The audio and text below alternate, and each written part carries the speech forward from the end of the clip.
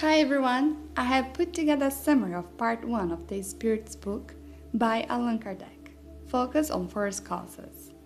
Before diving into this, it may be helpful to briefly explain what Spiritism is.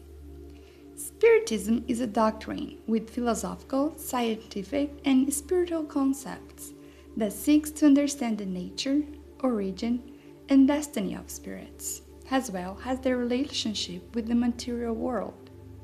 It was codified in the 19th century by Allan Kardec, a French educator who compiled teachings communicated by spirits through various mediums. I combined his comments with the Spirit's answers in a continuous explanation, adding a few of my own reflections along the way. I have also included direct quotes from the original answers as they are still up to date. Chapter 1 focuses on God and the infinite, which I consider one of the most frequently asked questions, not only in Spiritism doctrine, but for anyone seeking to understand more about life and its meaning. So, the first question is, what is God? The answer provided by the Spirits is simple. God is the supreme intelligence, the first cause of all things. What is fascinating is that the Spirits, in the very first opportunity, acknowledge the limits of human language. Our speech is too poor to define what transcends human intelligence. And yet, as humans, we are always trying to label and categorize everything, aren't we? My favorite part is when the Spirits say, "The workman is known by his work." So look at the work and you find the workman. Pride is what creates disbelief. Human pride believes in nothing above itself, and that's why people think they are so powerful. Poor beings. With this quote, let's look around us. The universe exists, so there must be a cause. The cause cannot be universe itself. If something exists, then there is one cause. There is one reason, and this reason is God. The feeling of existence of a supreme intelligence is in our inner without deep knowledge or scientific proofs. We have that since our primitive cultures. Spiritism emphasizes the moral and spiritual growth of each of us. We learn from experiences, and through them we have the chance to purify our spirits, gain understanding, and develop virtues. Making mistakes is part of being human. It's through them that we learn, take accountability, and become better. With each new opportunity, we are more prepared to act with greater awareness and intention. Today, as humans and in this earth, we lack the aptitude to comprehend God, and only when our spirits are finally purified by matter, we will be able to comprehend God and the infinite. For now, we can get the most out of Kardec's lessons when he explained that God is the personification of love and charity. God is immutable. If God were subject to change, then the laws that govern the universe would have no stability. God is immaterial. God's nature differs from everything we can call matter. God is one. If there were several gods, then there would be no unit of design or power in the organization of the universe. God is supremely just and good. The wisdom makes it impossible for us to doubt either God's justice or goodness. Having this belief is enough for now. The Spirits say, we cannot go further to try to penetrate the impenetrable. We cannot feed our pride by trying to understand something that today we don't have yet the skills or ability to.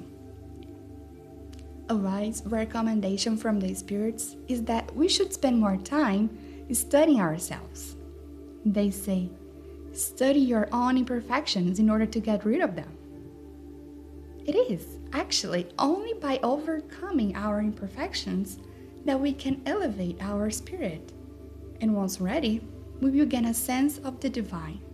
The veil will then be lifted and we will see it.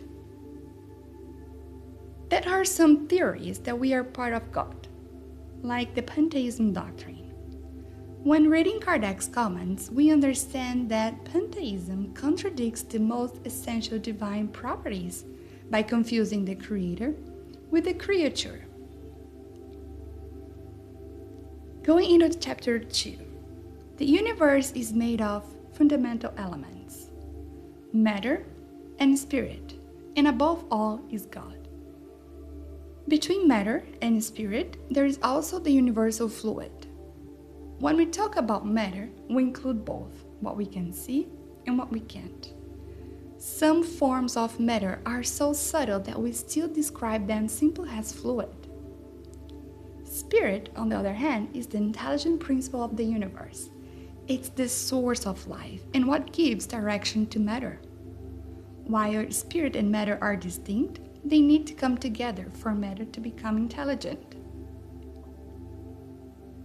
The universal fluid can be understood as the most basic form of matter, one that, through countless transformations, give rise to everything we see in nature. The universe itself is infinite. Even if it's hard for us to understand what seems like empty space, the great void, it is actually filled with forms of matter beyond our perception. As chapter 3 puts it, the universe includes everything, seen and unseen worlds, all living and non-living beings, celestial bodies, and the fluids that fill space. Great insights are in this chapter for those questioning about the formation of the universe. God created the universe by divine will and continues to create. There is no information about how long it took for the universe to be created or for a world to form. For example, question 43 asks, when living beings first appeared on Earth? And the answer was, in the beginning, all was chaos. The elements were all jumbled together. Little by little, each thing settled into its proper place. Then, living beings appropriated for that state of the globe. Question 48 asks, can we know the ages in which humans and other life forms first appear on the Earth? The answer? No, all of your calculations are purely speculative. Now, if we look at scientific sources, our solar system was formed about 5 billion years ago. Can you imagine that this could still be considered speculative? Same speculation is valid for human species, beginning with one single man, Adam. Spirits confirm, Adam was neither the first nor the only one to populate the earth. He lived more or less about 4,000 years before Christ. Something to keep in mind. Human species appeared in different regions and at different times. But the most important thing is that we are all brothers and sisters in God, animated by the same intelligent principle. And again, we are not alone. We cannot think that humankind is the only species in this entire universe. There are forms of matter we cannot see or sense. These forms of matter, or intelligent matter, might not require the same conditions as us to live, for example, the sun. These spirits give the example of electricity, which plays a role in different worlds far beyond what we imagine. All beings are not made of the same matter, so they have different senses, needs, and characteristics. Chapter 4. The Vital Principle Concept. The organic bodies can be animated by the vital principle, which brings them to life. This vital principle originates from the universal fluid, and it is the force or energy that gives life to matter. The intelligent is not an attribute of the vital principle, otherwise plants would think. Intelligent and matter are independent of each other. Instinct is a form of rudimentary intelligence. It manifests differently according to each species and their needs. Instinct tends to be spontaneous, while intelligent involves deliberate planning and reasoning. In summary, The first part of the book presents the idea that we are not alone and that God, in divine love, continues to create. We were all created simple and ignorant, and it is now up to each of us, through our free will, to choose the path that allows our spirit to grow. Thank you for listening to this audio. I hope you enjoyed it and that this material supports you in your Spiritism studies. Hope to see you soon. Bye for now.